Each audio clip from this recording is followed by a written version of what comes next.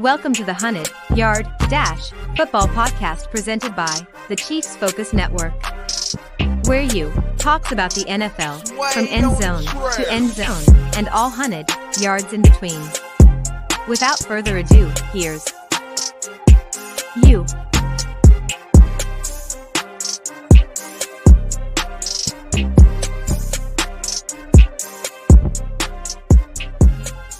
Yo, what it do? This is the 100-Yard Dash Football Podcast presented by Chiefs Focus. Guess what? I'm your host. The name is you. You! Detective, you? Not you, you! You. You! Who? Do you understand the words that are coming out from my mouth? Don't nobody understand the words that are coming out of your mouth. And I'm your host. What's happening? Thanks for joining me. You can find this podcast at most places you're going to get your podcast.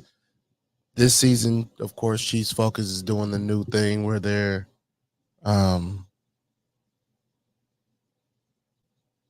putting all their podcasts under one umbrella. And if you subscribe to Chiefs Focus, if you subscribe to the Chiefs Focus podcast, you will find the 100-Yard Dash episodes right there. And so that's how you can find me. Now, I do this once a week, normally Wednesdays. Sometimes I do it earlier. Sometimes I do it later. Just depends on the week, really. And if you set up your notifications, you can know when I'm on. So you can join, interact with me live on the StreamYard stream, Chiefs Focus Twitch stream, or you can hit up the Chiefs Focus YouTube page. You can like and subscribe as well. Again, thanks for listening. Let's get into it.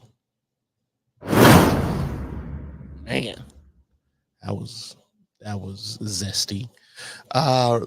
So, of course, I'm always going to sprinkle the news in with my recap of Week 15. So, let's just get in it.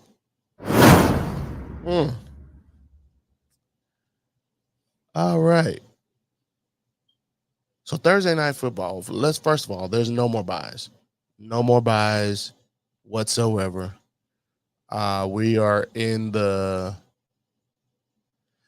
essentially in the red zone of the NFL season. This is it. I think we got 2 weeks left. This is week 14. So 3 weeks left, maybe. And so there ain't no more buys. Nobody gets no more breaks. It's not like that anymore. So let's keep it moving. The LA Chargers, the Vegas Raiders beat the LA Chargers. Let's put it like that. Because, man, the Raiders put it on the Chargers. And the Chargers have not been good this year. They at least have winning records in years past. But this year, not so much. In fact, so much so, the Chargers are 5-9, and the Raiders are 6-8. And because of that, Brandon Staley, the head coach of the Chargers, and Tom Telesco, the GM of the Chargers, have gotten fired. Now the score for the Raiders-Chargers game. Chargers scored 21. The Raiders scored 63. And as you watch the game, you can see Antonio Pierce motioning like, what are y'all doing? We keep going. Let's go. Foot on the gas. And some people didn't really like that. Antonio Pierce wanted to run up the score. But let me throw this at you. Antonio Pierce is currently interviewing for a job. And when I say interviewing for a job, I'm not just talking about any job. I'm talking about being the head coach of the vaunted Vegas Raiders. the legendary, as it were, Vegas Raiders, formerly Oakland Raiders, formerly LA Raiders. But when we're talking about a guy who's trying to get a job, he's trying to leave an impression. And when you're trying to do that, you leave no doubt. Period. You leave no doubt. And being on the side of history when you get the opportunity to do so, that's literally what he did. 63 points against the Chargers. Wow. Crazy. Let's keep it moving. The Minnesota Vikings and the Cincinnati Bengals. The Bengals win a thrilling overtime game against the Minnesota Vikings. Score 27-24. Bengals score 27. Vikings score 24. Vikings are 7-7. Bengals are 8-6. So Jake Browning, this Jake Browning situation is getting more and more interesting by the week. More and more interesting by the week. So Jake Browning was the backup quarterback. I want to say last season. He was the backup quarterback with the Vikings. And according to him, I don't know. Yeah, according to him, he was told back during the cut part of the time to, go back to his hotel and they'll give him a call and they'll bring him back to the team. He never got that call. So he just recalled being cut by the Raiders after hoping to at least get the call to make the practice squad. That call never came. So in other words, this win for Jake Browning was personal. He led 3 touchdown drives to force the game to go into overtime. So, yeah, it was personal for him. And he made sure that they felt his presence big time. Also, news. Ja'Marr Chase is out indefinitely with a separated shoulder. So we'll see what happens moving forward. That means they only got T. Higgins and Tyler Boyd now. We'll see if they can keep it moving with those two. We will see. I'm interested to see how this situation goes because, again, last week I mentioned that this is the same way Tom Brady got his start.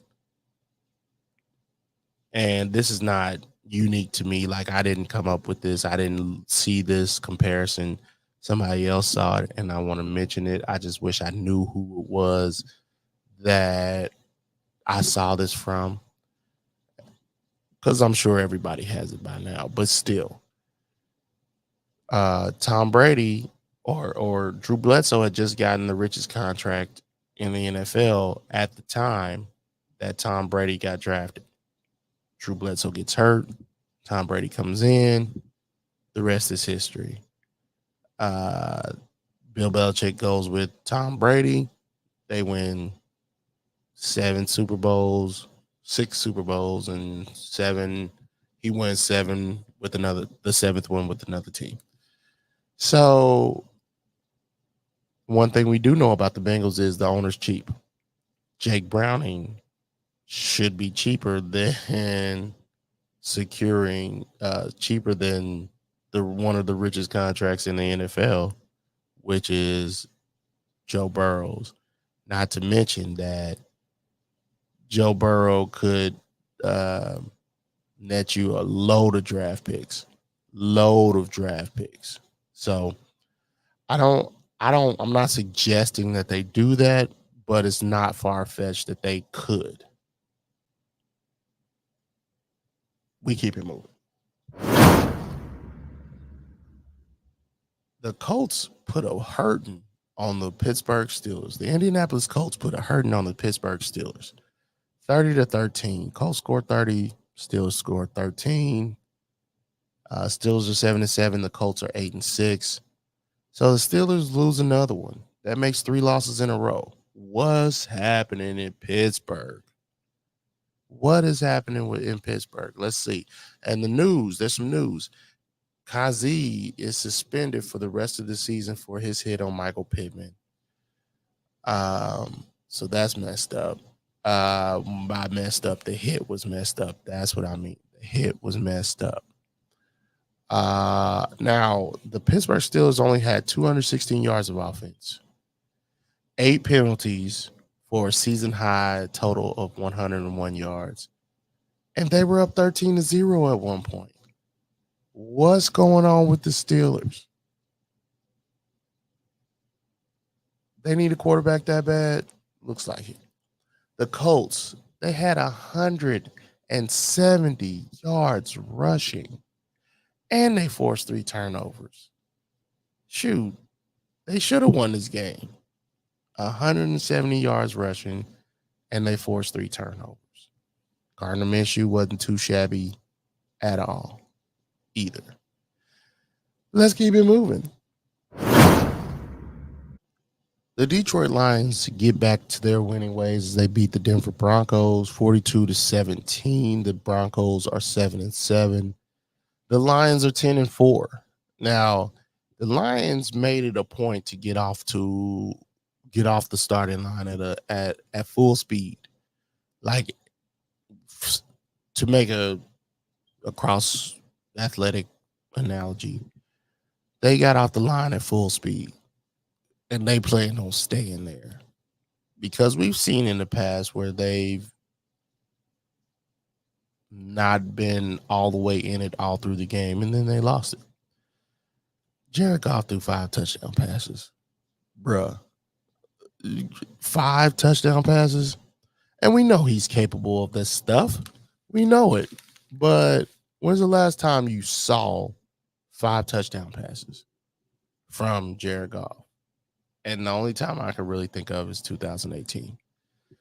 But this is those roaring lions. This is not the cowardly lions that played the Bears. This ain't the cowardly lions that played the Packers. These are the roaring lions. Now for the Broncos, I don't know. Yeah, well, they're 7-7. The Broncos are 7-7, so they're still in the hunt. And the Lions are 10-4. They haven't clinched a playoff spot yet, but when they win next week, I think they do. So, yeah, there's that. We keep it moving. The Panthers win with 3 field goals. I can't tell you what was happening in this game. I'm not watching this game. Panthers ain't my team. The Falcons ain't my team. And I'm about to watch a game where somebody wins off 3 field goals. I done been through that before. The Chiefs have done that before, and it was bad. Anyway, the Carolina Panthers beat the Atlanta Falcons 9-7. The Panthers are 2-12. The Falcons are 6-8. And let's make this clear. I wasn't a fan of Arthur Smith in Tennessee. I understood why he got the job in Atlanta. Him and Mike Vrabel took the Tennessee Titans to the AFC Championship. But I didn't think he would translate very well to a team of his own. I'm not a hater of his, but I'm really not a fan of his coaching style. They go and draft a running back with their first overall pick, and then with the number 8 pick, if I'm not mistaken. And they won't play the dude, Bijan Robinson. Anyway, for the Panthers, it's good to see their quarterback get a win. He looked very, very much more comfortable, which he should. And he looked much more comfortable in the post press conference too. So I'm rooting for him. I am rooting for him.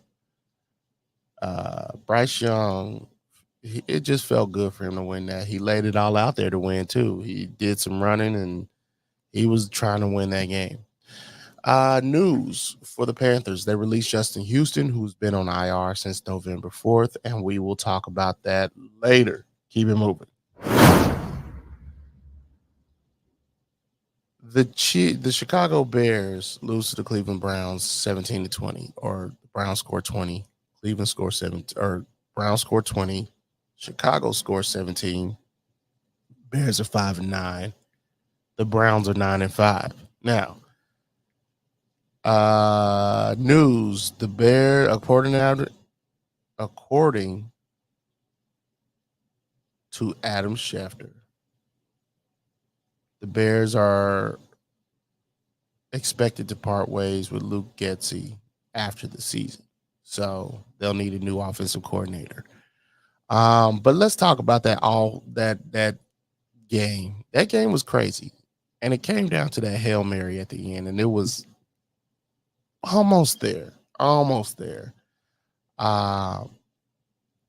The Browns did what they were supposed to do. They were supposed to bat it down, but what's his face was almost there to catch the bat down, and it just didn't work out. Justin Fields landed on the line. Now, we're going to talk about this up until the draft because I don't know what's going to happen with Justin Fields. I don't know if he will stay. I don't know if they will trade him. I don't know what they're going to do. I really don't. But it's going to be interesting to figure out what they end up doing with Justin Fields. Now, the Browns, Joe Flacco and them, look, they're clearing the playoff hunt here, and they're getting it done by any means necessary. And Kevin Stefanski, I have to give him a lot of credit for a guy who started 4 different quarterbacks. They've been getting wins done. 9-5. I didn't expect them to be that at this point. So shout out to Kevin Stefanski. Keeping it moving.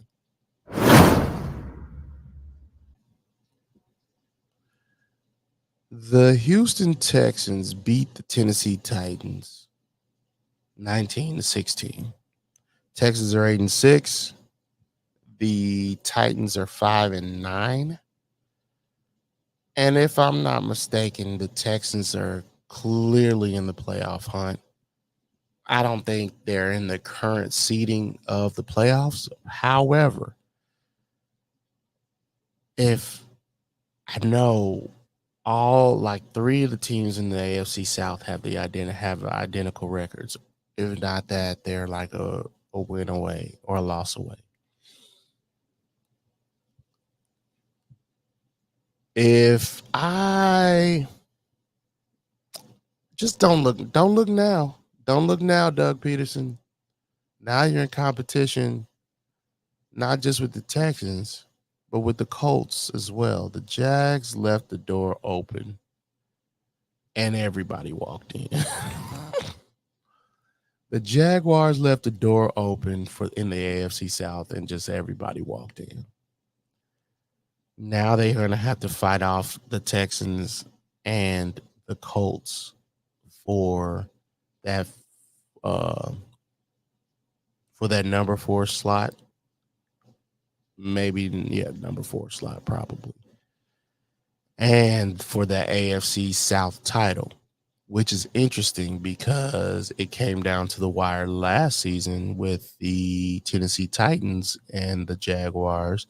And the Jaguars came out on top. We, as a general collective, thought that the Jaguars was going to take a step forward and command the AFC South, considering the Tennessee Titans had Ryan Tannehill, and we knew that wasn't going to continue to work. Well, I knew it wasn't going to continue to work. The Texans have a brand new, almost everything, brand new head coach, brand new quarterback, brand new wide receivers, brand new defense. Texans are brand new, brand spanking new.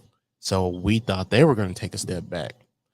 Well, and the Colts, brand new head coach, brand new quarterback, brand new lots of things. But yeah, this was supposed to be the year that the Jags go out and commandingly win the AFC South. But it ain't so. So here the other guys are. They come walking in. And they ain't turning around. So we keep it moving.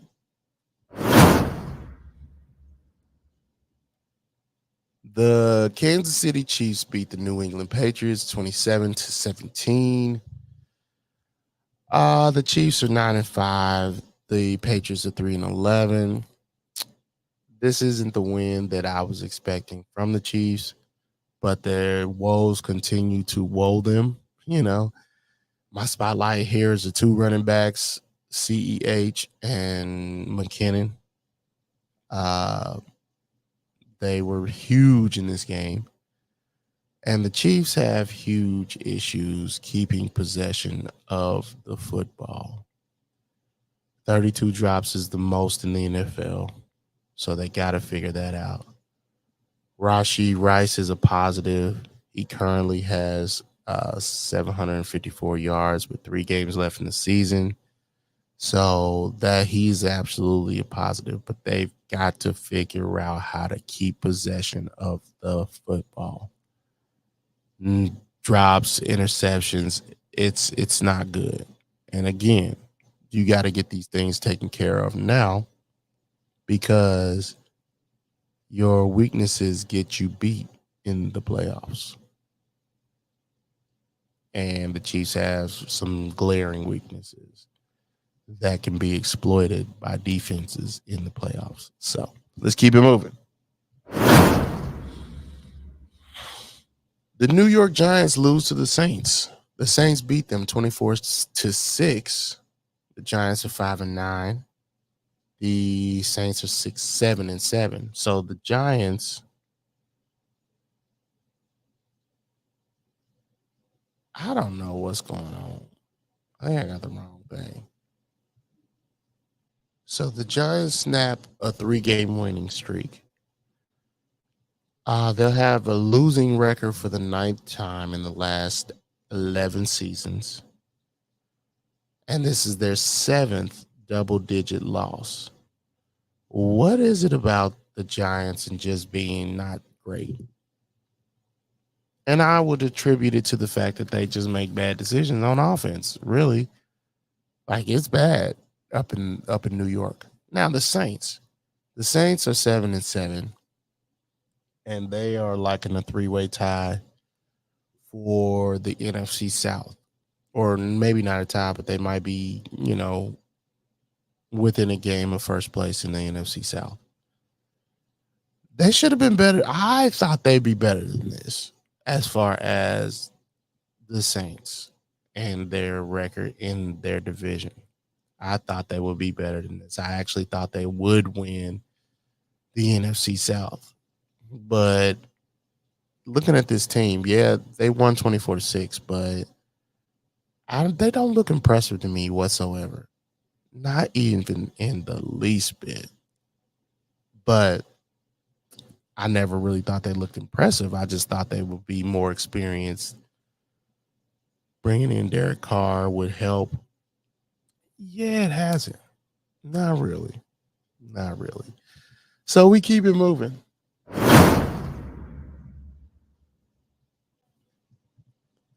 So, surprise, surprise, the Dolphins beat the Jets. The Dolphins beat the Jets 30-0. They get shut out. So the Dolphins are 10-4, and the Jets are 5-9.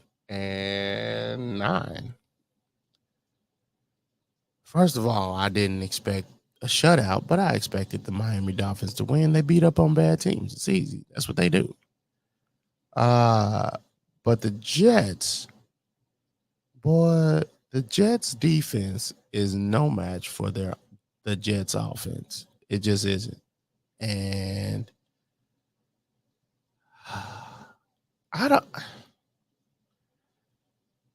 I mean, they'll probably give Robert Saleh another year, right? They kind of almost got to give Robert Saleh another year because of how much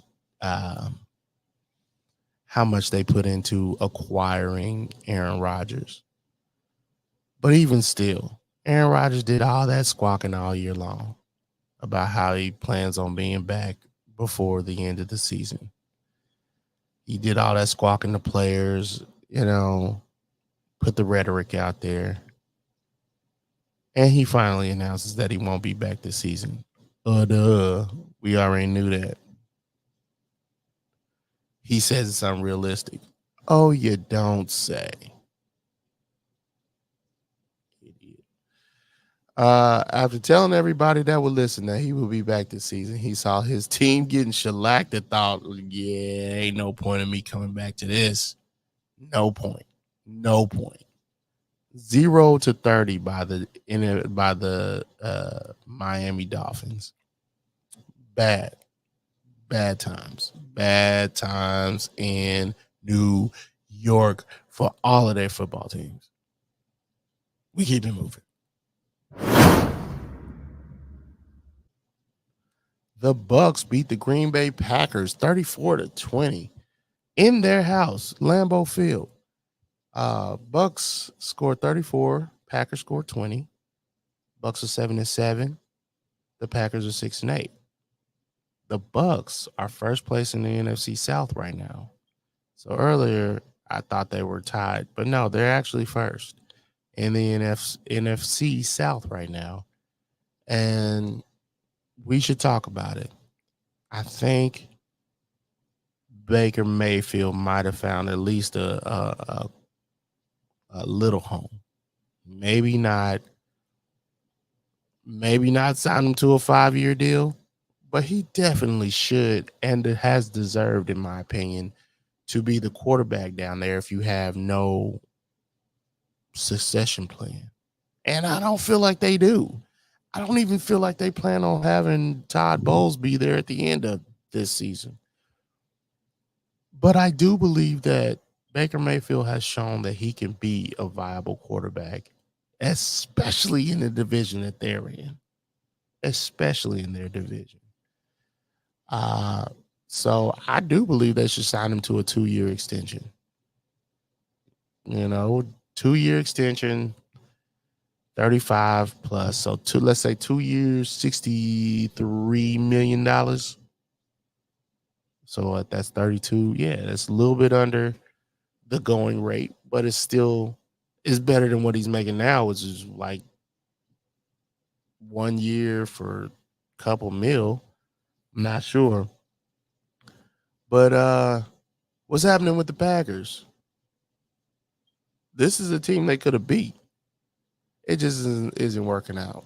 I really don't have much to say about that. Like 1 week they look super prepared. The other week they just don't look prepared at all.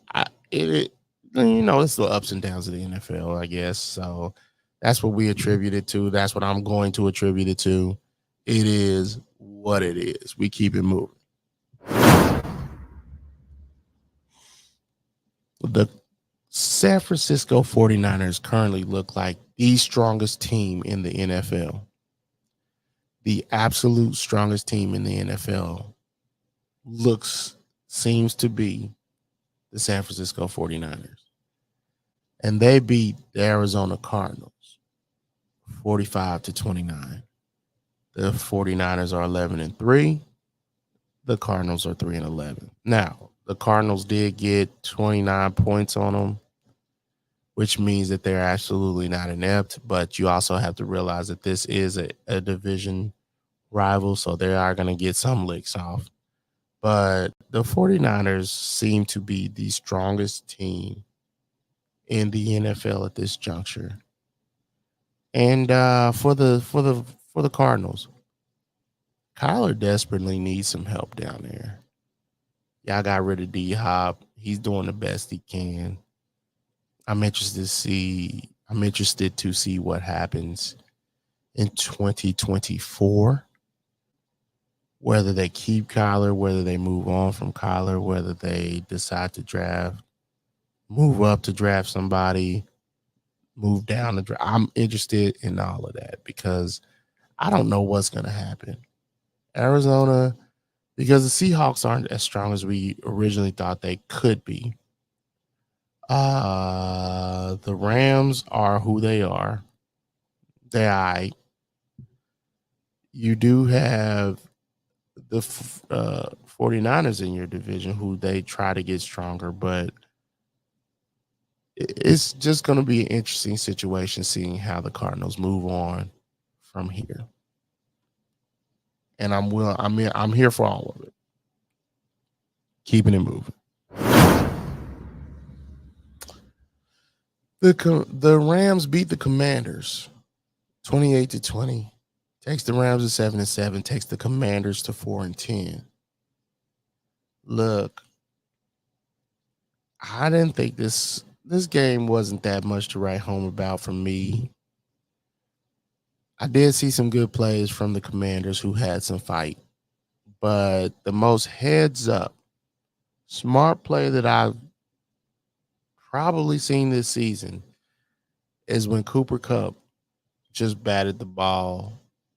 There was an onside kick, and it came right to Cooper Kupp's face. He just batted the ball to the out of bounds, and they retained possession. He didn't get hurt. It was the most heads up play I've seen. So instead of fielding the onside kick, he just batted the ball that came right to him. He just batted it out of bounds. So that's probably the best thing that I've seen. The most heads up play I've seen in a while. So shout out to Cooper Kupp. Again, they win 28-20. Let's keep that moving. The Dallas Cowboys fumble or lose one to the Buffalo Bills. The Bills scored 31. And here's the shocker. The Cowboys scored 10. So the beauty of the NFL is that it's a week-to-week situation. 1 week you can look like the superpower of the NFL. Next week, a team could have the kryptonite in their game plan. And the Bills had that kryptonite. Josh Allen's playing his butt off. McDermott's coaching his butt off. Like they're coaching like their careers depend on it. And they're coaching like their careers depend on it. Josh Allen's playing like his life, like his career is dependent on it. But it wasn't even about those two guys. It wasn't about Josh Allen. It was about James Cook. They saw weakness in the Dallas Cowboys. The Bills saw weakness in the Dallas Cowboys, and they exploited it. They took full advantage of it. James Cook was the chef in this game. Cooking. Josh Allen looks to have turned a corner. Instead of trying to be the end-all, be-all, he trusted the rest of his team, and they exploited the weaknesses of the Dallas Cowboys. They manipulated, used, and abused the Dallas Cowboys. They saw that they could run against this team. James Cook cooked them dudes all the way up. All the way. So shout out to James Cook. Shout out to the Bills because they definitely exploited the Cowboys. Let's keep it moving. All right, let's talk about the Baltimore Ravens beating the Jaguars. So the Baltimore Ravens beat the Jaguars 23-7. Baltimore's 11-3. The Jags are 8-6. The Jags feel like they've been Jekyll and Hyde all season, man.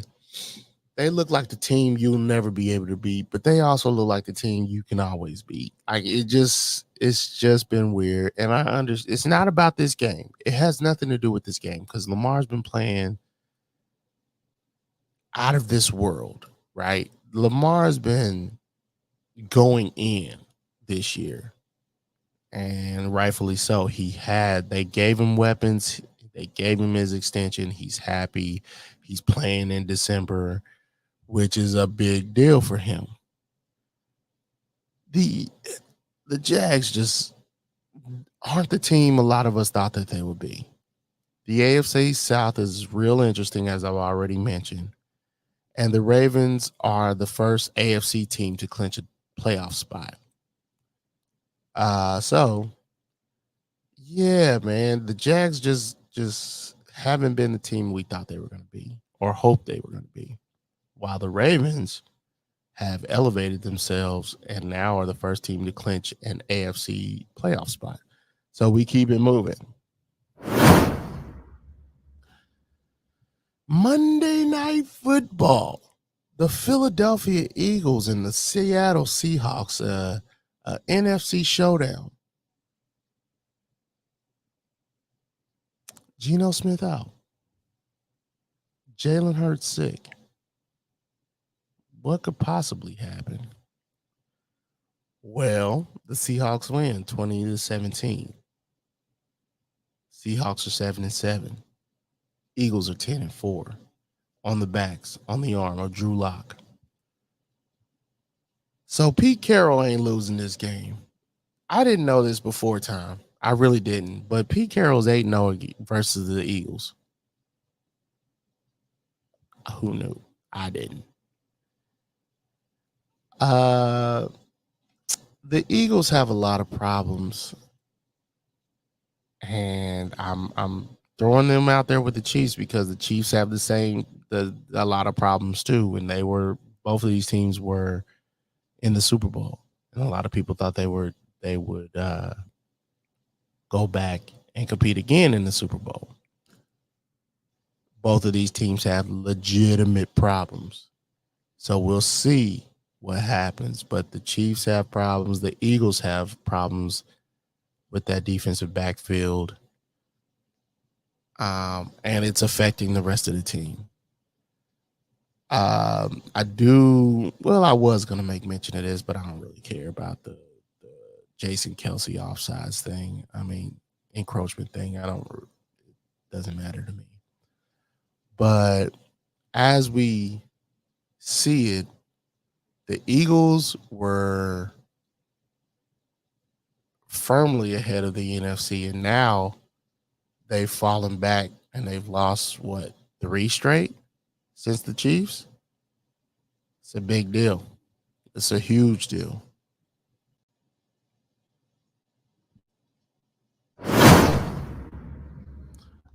I thought I had my graphics available, but I don't. But anyway, we keep it moving. The AFC, the only team to clinch an AFC spot is the Baltimore Ravens.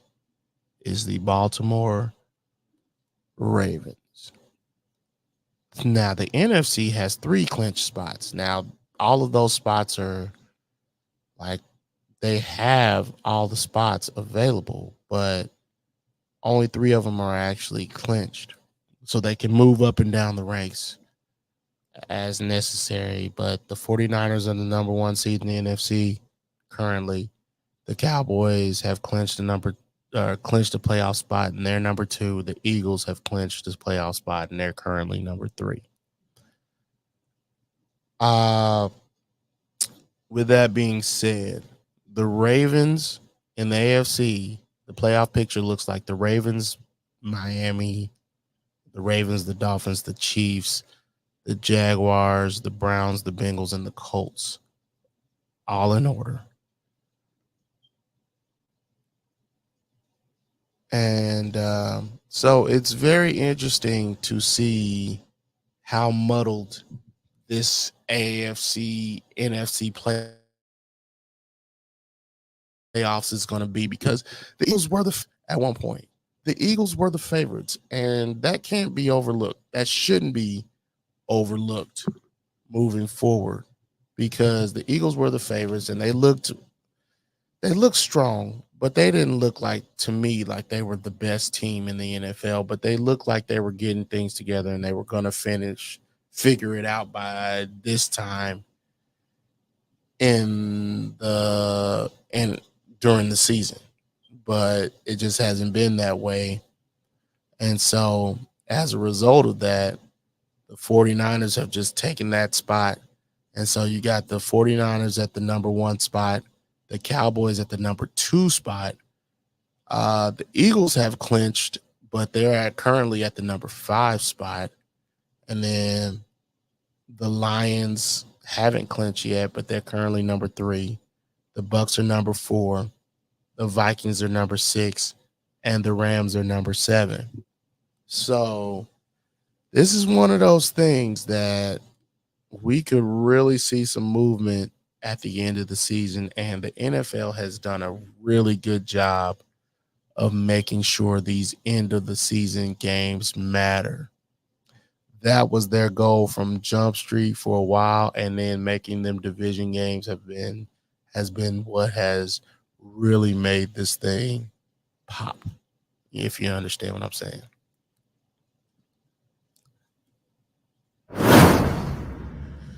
That's pretty much it for me on this episode of the 100-Yard Dash Football Podcast. The wonderful world of football. It's pretty crazy how everything has led up to this point, and we still have so much to go. So we'll see how things unfold. And of course, I look forward to seeing how this week is going to go. Saturday games are coming up. Love that. There's a lot of things happening, and I'm looking forward to seeing it all. And I will be right here. Chiefs Focus will be here. I will be here, and we will be covering it all. Thanks for listening. I think that's all I have. And if there is nothing else that calls my attention, deuces.